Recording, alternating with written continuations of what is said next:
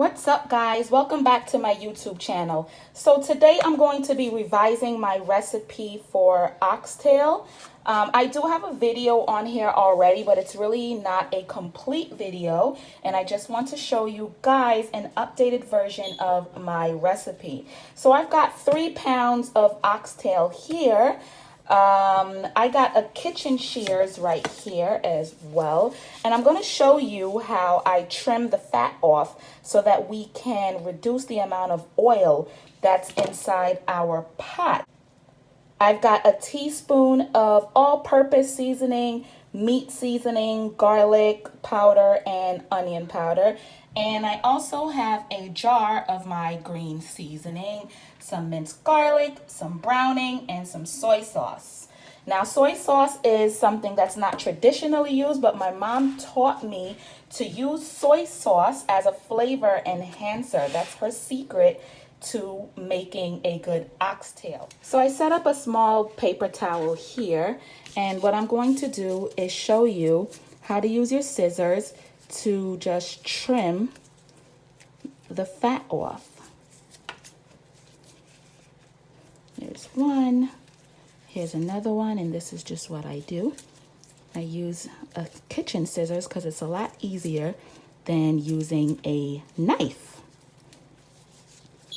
I try to get off as much fat as possible because all that grease that the fat releases can be so unappetizing.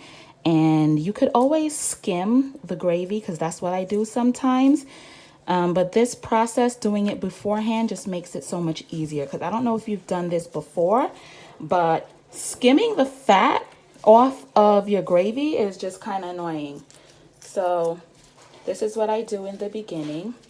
I just cut them all off, just like that. It makes it so much easier. So, these look just about ready. Oh, here's one more. These I thawed out from the freezer overnight, so that's why the meat looks a little white. That's okay. The fresh oxtail look very, very pink, but once you freeze it and you thaw it, then you get this kind of beigey pink color, but it's okay. The taste is really what matters. So there we go. Most of our fat, I do what I can. I don't try to go in too hard on removing the fat. Okay, there we go. So I'm just gonna clean my surface now and come right back. All right, now we're ready to season our meat. As I said before, these are my seasonings that I'm going to use, and I'm just going to put it all over.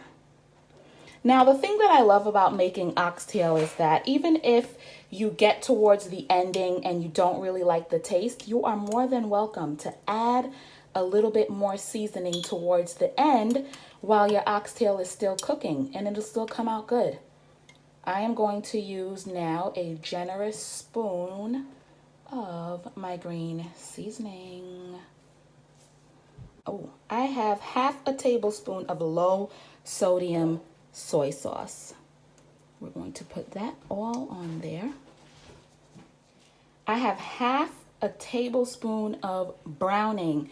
This, my friends, is browning, and this is used to give cake, meat, gravies a little bit of color. So a lot of the times people tell me they can't find browning. Browning is only burnt sugar. Really and truly, you could make your own browning by using burnt sugar. So now I'm just going to massage it all in.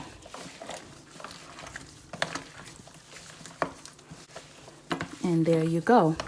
And for anybody who doesn't have the green seasoning on hand, or they just don't feel like making it, you don't have to use the green seasoning. You really don't. You can just use the powdered seasoning. And then towards the end, if you don't like the taste, you can just simply add a teaspoon of all-purpose or whatever. This recipe is very flexible. Okay. I got just a small spoon of minced garlic. I'm gonna go in with that and just continue massaging it in. So my old recipe really calls for you to fry the oxtail first and then tenderize it by stewing it down with water. But this time we're not going to be frying it first. We will just slow cook it on the stove. So there you have it. We're ready to go to the stove and start making our oxtail. All right, so I got myself my Dutch pot here. I am going to add some oil. So I didn't use too much oil inside of this pot because remember, there's a lot of fat on these oxtail and the oxtail fat will release oil into the gravy.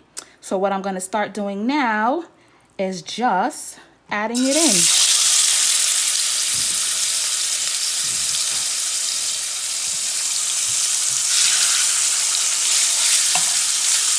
I got my stove on number 4, which is a medium heat. I'm going to turn it down to about number 3.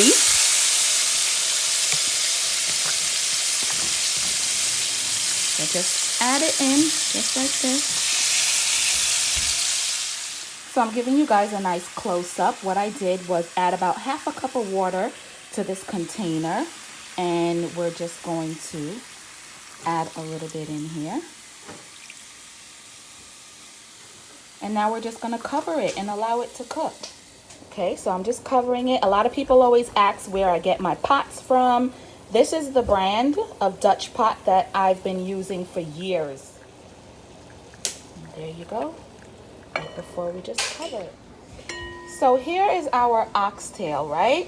Some of the water did evaporate, and it's really okay to add about half a cup of water as the water begins to evaporate. But as you can see, our meat is almost cooked. It's been an hour and a half. I probably had to add water about twice already.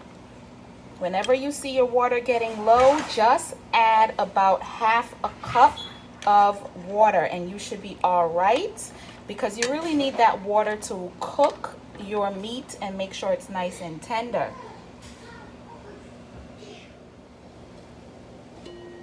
So it's been 2 hours now and our meat is pretty much cooked. Now this is going to depend on how fresh your oxtail is. It might take you a little bit longer, but at this point what we're going to do is add our butter beans. Make sure you drain the liquid off of your butter beans before you put it in there.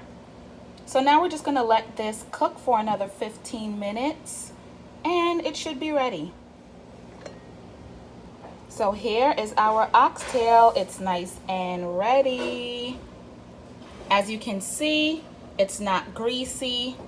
We got the butter beans in there. The meat is nice and tender and it's ready to eat now. Subscribe to my YouTube channel.